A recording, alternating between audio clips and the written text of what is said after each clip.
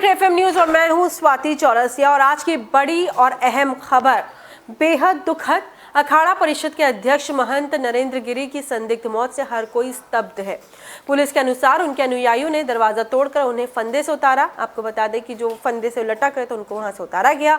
मौके पर एक कथित सुसाइड नोट भी मिला है, जिसमें महंत के अपने शिष्य आनंद गिरी की प्रताड़ना से परेशान होने की बात भी कही गई है। पुलिस के अनुसार नरेंद्र गिरी ने अपनी सुसाइड नोट में अपनी वसीयत भी लिखी है। एडीजी प्रशांत कुमार ने बताया है कि सुसाइड नोट में उन्होंने लिखा है कि मठ और आश्रम को लेकर के आगे क्या कुछ करना है, इसके बारे में भी उन्होंने विस्तार से लिखा है। किस तरह से व्यवस्था की जाएगी, क्या कुछ करना होगा, एक तरह से सुसाइड नोट में उनका वसीयतनामा ही लिखा गया है। इस पर विस्तार से हम चर्चा करेंगे कि किसके साथ क्या करना है, ये सारी चीज़ें, कि कौन सी ज़मीन, कौन सी प्रॉपर्टी, कैसे व्यवस्था उसकी की जाएगी, कैसे चलाया जाएगा उसको, ये सब तमाम बातें जांच कर रहे अधिकारियों का कहना है कि सभी बिंदुओं पर जांच की जा रही है। उनका शव फांसी पर लटका मिला है, फांसी के फंदे से लटका हुआ था और पोस्टमार्टम के बाद ही स्पष्ट हो पाएगा कि उनकी मौत कैसे हुई। शुरुआती जांच में ये मामला आत्महत्या का फिलहाल लग रहा है, लेकिन सवाल बड़ा है कि हत्या या आत्महत्या, दोनों में से आखिरकार हुआ क्या। एक ऐसे शख्स जिन्होंने तकरीबन 18 साल की उम्र के बाद से ही वो ईश्वर की आस्था में लीन हो गए, तो क्या वो इतने हल्के, इतने कमज़ोर मन के थे कि अंततः उनको खुदकुशी जैसा कदम उठाना पड़ा, उन्हें आत्महत्या करनी पड़ जाए? बड़ा सवाल है। और लेकिन ये हत्या है या आत्महत्या, ये पोस्टमार्टम रिपोर्ट से ही साफ हो पाएगा। फिलहाल मिली जानकारी के अनुसार महंत नरेंद्र गिरी के सुसाइड नोट में उनके शिष्य आनंद गिरी का भी जिक्र है। ये एक और सवाल खड़ा करता है कि स्पष्टता आनंद गिरी का नाम देना ये उस साजिश का भी हिस्सा हो सकता है, जिसमें कई लोगों को ये पता है कि महंत के साथ आनंद गिरी के रिश्ते बीते कुछ समय से अच्छे नहीं चल रहे थे। पुलिस ने फिलहाल मामला दर्ज कर लिया है और आनंद गिरी को हिरासत में ले लिया है। सुसाइड नोट वसीयत की तरह है। पुलिस ने कहा है कि शिष्य आनंद गिरी से नरेंद्र गिरी दुखी थे। सुसाइड नोट की जानकारी आने से थोड़ी देर पहले ही आनंद गिरी ने एक न्यूज़ चैनल से कहा था कि मैं बाल्यकाल से ही नरेंद्र गिरी का शिष्य रहा हूं। हम दोनों को अलग करने की साजिश शायद इसलिए की गई थी कि ताकि एक को गिराया जा सके। ये पूरा मामला अभी षड्यंत्र है कि किस तरीके से इसको रचा गया, ये एक षड्यंत्र था या सच में महंत ने खुदकुशी की है, ये एक जांच का विषय है। तो चलिए अब हम कार्यक्रम की शुरुआत करते हैं। हमारे साथ तमाम मेहमान जुड़ेंगे, चर्चा करेंगे इस पे। और मेरे साथ जो मेहमान जुड़ रहे हैं मैं उनसे आपका तारुफ करा देती हूँ। मेरे साथ शैलेंद्र श्रीवास्तव जी जुड़ रहे हैं, प्रदेश अध्यक्ष हैं विधि प्रकोष्ठ हिंदू महासभा के। हमारे संवाददाता भी हमारे साथ जुड़ेंगे जो ताज़ा जानकारी के साथ तमाम दर्शकों के सामने पेश होंगे और क्या कुछ नए अपडेट्स हैं उससे सबको उसकी जानकारी देंगे। शैलेंद्र जी, जिस तरीके से आज ये पूरा प्रकरण हुआ और जिस तरीके से महंत जी की हत्या हुई है कि आत्महत्या उन्होंने की, ये एक बड़ा सवाल है। पोस्टमार्टम रिपोर्ट के बाद ही स्पष्ट हो पाएगा। महंत नरेंद्र गिरी जी के अब सुसाइड नोट में उनके शिष्य आनंद गिरी का भी जिक्र है। आपको क्या लगता है, क्या कुछ कहना है आपका? जी, मेरा कहना तो ये है कि अभी तो कुछ भी स्पष्ट रूप से नहीं कहा जा सकता है जी कि आत्महत्या है कि हत्या है, लेकिन जो प्राइमा फेसाई देखने से लगता है कि आत्महत्या जो सुसाइड नोट मिला है उसके अनुसार तो वो एक वसीयत के तौर पर है, ना कि एक सुसाइड नोट है। इस सुसाइड नोट में ज़्यादातर इंसान जो भी आत्महत्या करता है वो किसी न किसी को जिम्मेदार ठहराता है। तो इस वजह से जो है अभी तो ये नहीं कहा जा सकता है कि ये आत्महत्या है कि हत्या है। आपने जिस तरह से आप कह रहे हैं कि अभी ये स्पष्ट नहीं है कि आत्महत्या है या हत्या है, यहाँ पे मैं आपको रोकूंगी और इस पे भी हम आगे चर्चा करेंगे। मुख्यमंत्री योगी आदित्यनाथ ने क्या कुछ कहा है, क्या बयान उनका आया है, तमाम नेताओं की ने जो बयान दिए हैं हम पहले दर्शकों को वो भी सुनवा देते हैं कि क्या क्या कहना है लोगों का और जो उन सभी लोगों का जो महंत जी से जुड़े हुए थे। तो चलिए तमाम बयान हम आपको सुनवा देते हैं। कल की घटना को लेकर के बहुत सारे साक्ष्य कलेक्ट किए गए हैं, क्योंकि एक वरिष्ठ धर्माचार्य और अखाड़ा परिषद के अध्यक्ष से जुड़ा हुआ मामला है। उन्हें इस पूरे केस की प्रॉपर्टी का हिस्सा मानते हुए पुलिस की एक टीम जो यहाँ के एडीजी जोन, आईजी रेंज और डीआईजी प्रयागराज, ये तीनों और मंडलायुक्त प्रयागराज, ये सभी अधिकारी एक साथ मिलकर के टीम वर्क के साथ इस कार्यक्रम को आगे बढ़ा रहे हैं।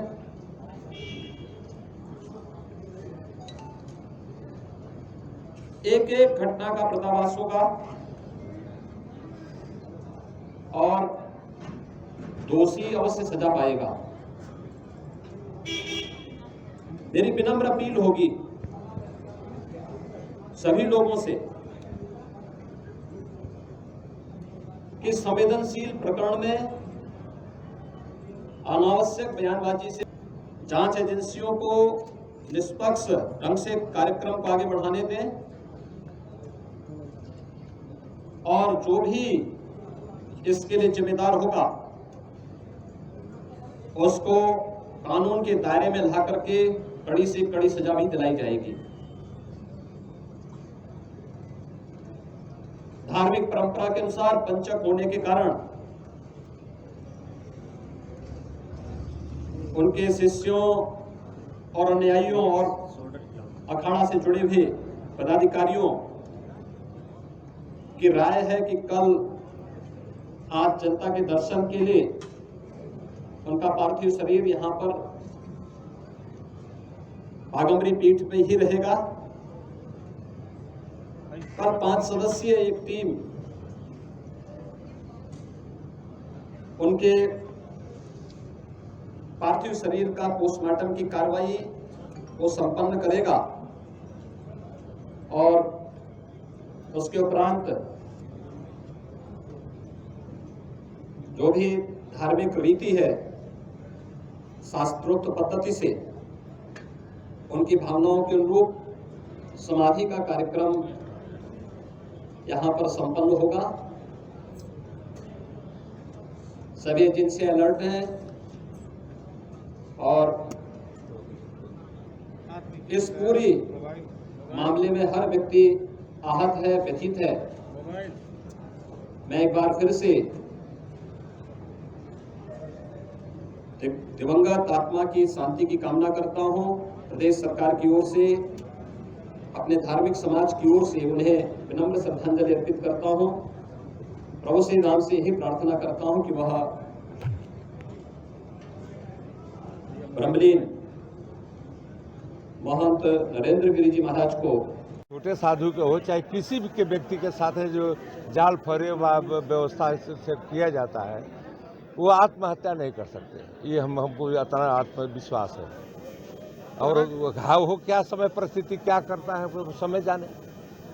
महाराज यहाँ पर सीएम योगी आदित्यनाथ आए थे, उन्होंने जो है जांच के बाद कार्रवाई की बात कही है। आपको क्या लगता है? तो जांच तक होना चाहिए, कार्रवाई होना चाहिए। जांच की मांग करते हैं। हर सुनियोजित ढंग से कार्य किया गया है तो सुनियोजित ढंग से किए चाहे बेनियोजित किए, काम हुआ। अभी तो सुसाइड नोट मिला, उसमें कुछ जानकारी है? सुसाइड नोट में सुसाइड जाने और सुसाइड नोट जाने महाराज जी उनका हाथ का लिखा हुआ है। महाराज जी मानना यही कहना है कि जो भी जांच हो, ये क्या निष्पक्ष जांच हो, इस पर सीबीआई मांग करते हैं, जांच में करते हैं। आप लोग क्या मांगे किया है? अभी सीएम आए थे, उनसे क्या मांगे किया आप लोगों ने? किस तरह जांच की जाए पूरी? तो सीबीआई जो भी हम तो नहीं जानते कौन संस्था सबसे बड़ा है जो जांच करता है।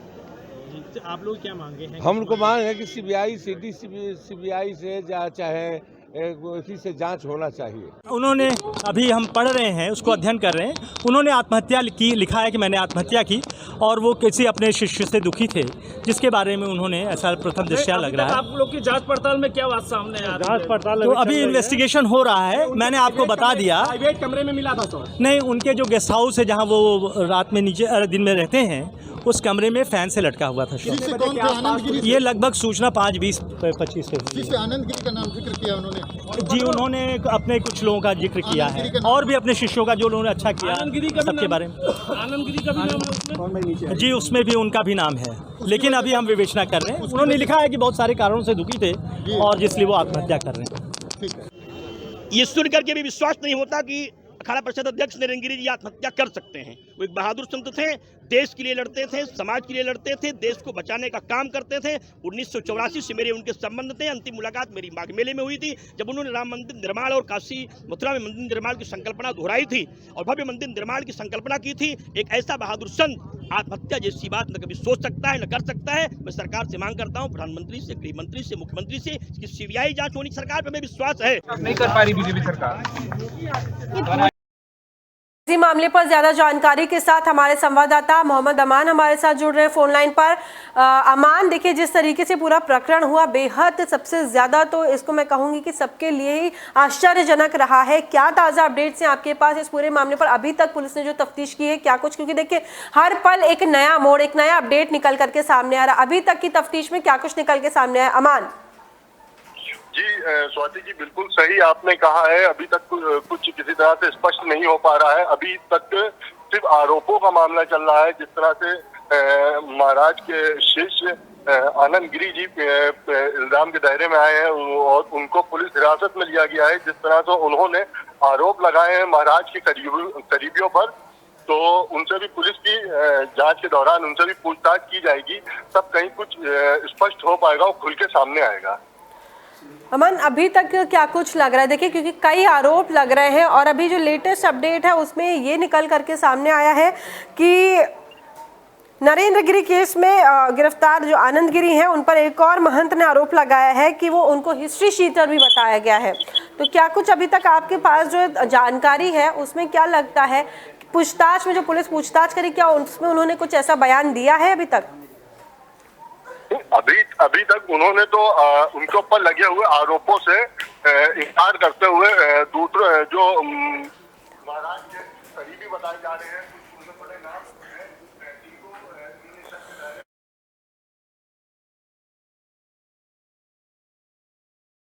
पुलिस ने जांच की मांग भी की है सीबीआई। जी, तमाम जानकारियों के लिए अमान आपका बहुत बहुत धन्यवाद। तो हमारे संवाददाता अमान हमारे साथ जुड़े हुए थे ज्यादा जानकारी देते हुए कि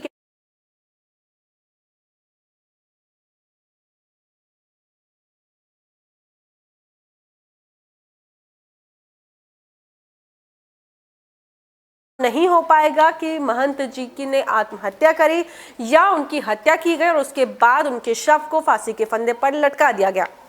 वापस आती हूँ शैलेंद्र जी आपके पास।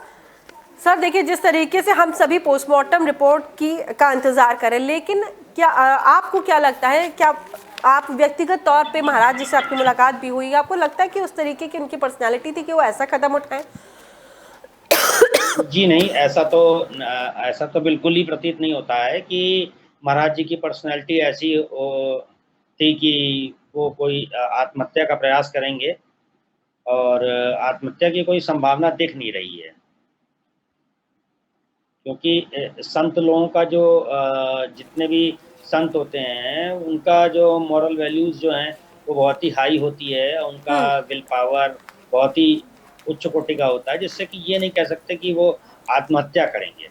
बिल्कुल, यही सवाल बार बार मन में मेरे भी आ रहा है कि आप जिस तरीके से कह रहे हैं कि एक संत हो जो है, जाहिर सी बात है कि मैंने उनकी बहन का, उनके परिवार के लोगों के भी बयान सुने हैं जिसमें वो कह रही हैं कि 18 साल की उम्र में, यानी कि जब उन्होंने 12वीं तक शिक्षा प्राप्त की थी और उसके बाद वो ईश्वर की आस्था में लीन हो गए थे, तो तब से लेकर के और एक संत महात्मा बनने तक, और वो भी एक इस अखाड़े में सबसे उच्चतम स्तर पर होने वाले शख्स का, क्या वो इतने ज़्यादा कमज़ोर मन के रहे होंगे? जिसने ज़िंदगी में तमाम चुनौतियों का सामना किया होगा, तमाम परेशानियों को झेला होगा, वो इतने कमज़ोर मन का नहीं हो सकता।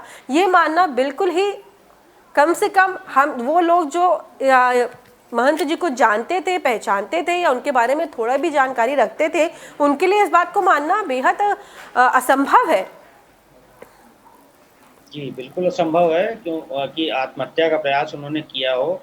जरूर इसके पीछे, जैसा कि सुनने में आ रहा है और लोग कह भी रहे हैं कि कोई साजिश हो सकती है, किसी का भी कोई भी पीछे से हो सकता है कि इस चीज़ को मैनेज कर रहा हो।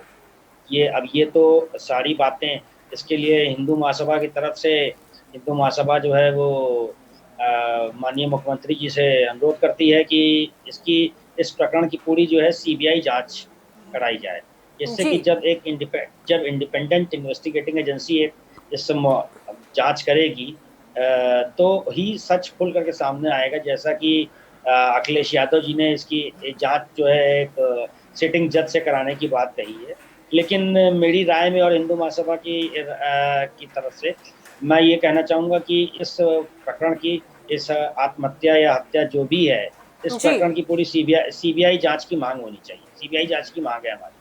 तो सीबीआई कि जांच इसको की मांग आप कर रहे हैं, लेकिन सर देखिए वही बात एक बार फिर से घूम फिर करके सामने आ रही है कि कोई भी शख्स अगर उसको वसीयतनामा अपना लिखना है तो वो मृत्यु को, मौत को गले क्यों लगाएगा? वो तो जिंदा रहते भी वो कर सकते थे। जिस तरीके से सुसाइड नोट, बिल्कुल भी सुसाइड नोट से ज्यादा तो लग रहा है कि वसीयतनामा लिखा गया है, तो इससे तो शक और भी बढ़ जाता है कि कुछ लोग हैं जो चाहते थे कि जितनी भी संपत्ति है उसमें उसको बांटा जाए, और उसमें जो वसीयतनामा उसमें लिखा हुआ है कि पूरे परत तर परत लिखा हुआ है कि किस किस तरीके से आगे की कार्यशैली होगी, कैसे काम किया जाएगा, कैसे आगे की चीज़ों का संचालन किया जाएगा, किसको कितनी संपत्ति कैसे कैसे मिलेगी, उन सब चीज़ों का जिक्र किया गया है।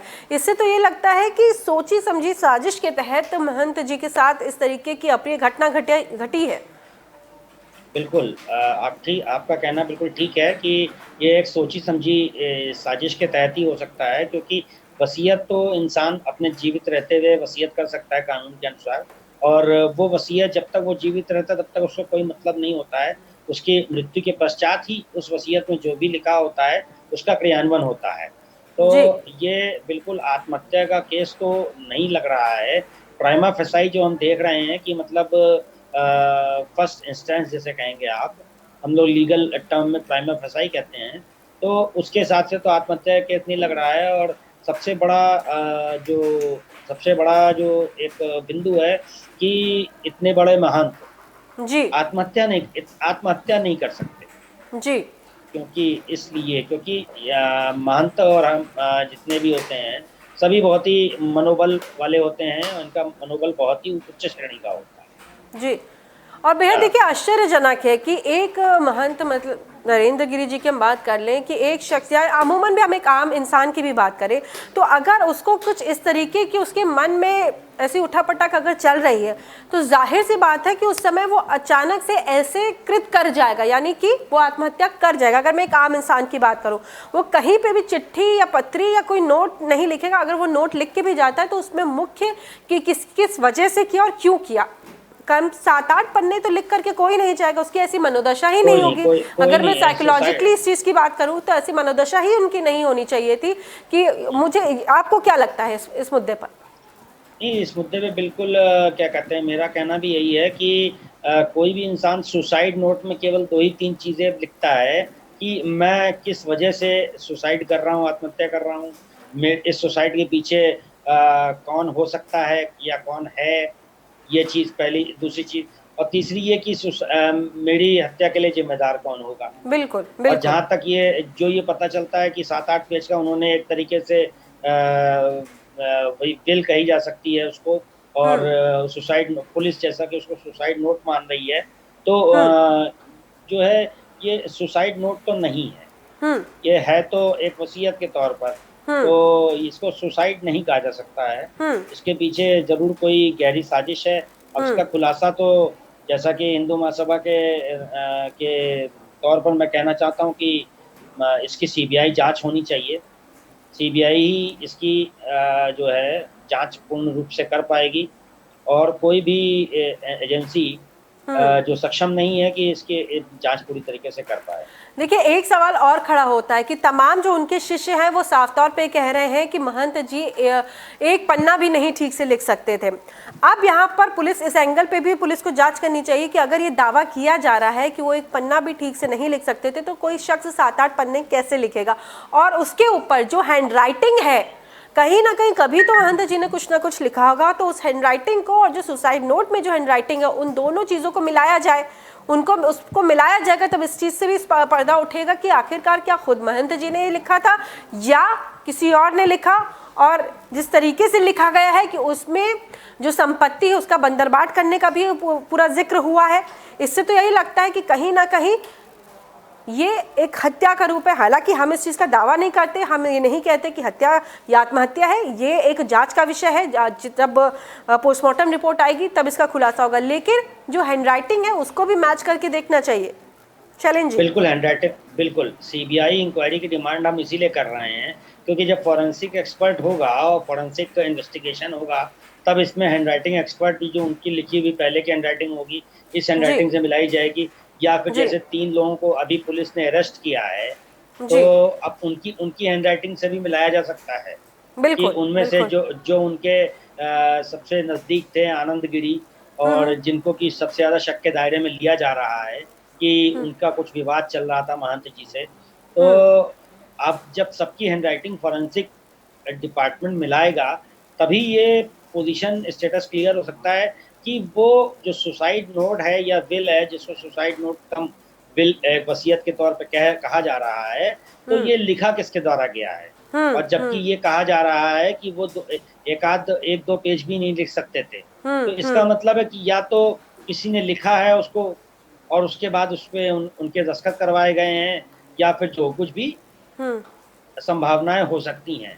तो ये सारी चीजें तो फॉरेंसिक इन्वेस्टिगेशन में ही सामने आएंगी जी, सामने आएंगी जी। तो ये देखिए तमाम सवाल खड़े हो रहे हैं लगातार कि आखिरकार एक ऐसे महंत जो इतनी मेहनत के बाद, इतने अपने आप को जुझारू रूप से, एक विस्तारित रूप से, इतने मेहनत से काम करने के बाद महंत बनते हैं और उसके बाद एकाएक इस तरीके का निर्णय लेकर क्या वो हत्या या आत्महत्या कर सकते हैं, ये एक बड़ा सवाल बना हुआ है। हमारे साथ जुड़ने के लिए शैलेंद्र जी आपका बहुत बहुत धन्यवाद। तो इस चर्चा में हमारे साथ जुड़े हुए थे शैलेंद्र श्रीवास्तव जी, आपका बहुत बहुत धन्यवाद सर। आपको हम बता दें शैलेंद्र श्रीवास्तव जी प्रदेश अध्यक्ष विधि प्रकोष्ठ हिंदू महासभा के हमारे साथ जुड़े हुए थे और मेरे संवाददाता भी लखनऊ से मेरे साथ जुड़े हुए थे, तमाम जानकारी देते हुए कि क्या कुछ इस वक्त अपडेट से वो उन्होंने हमारे साथ साझा करी।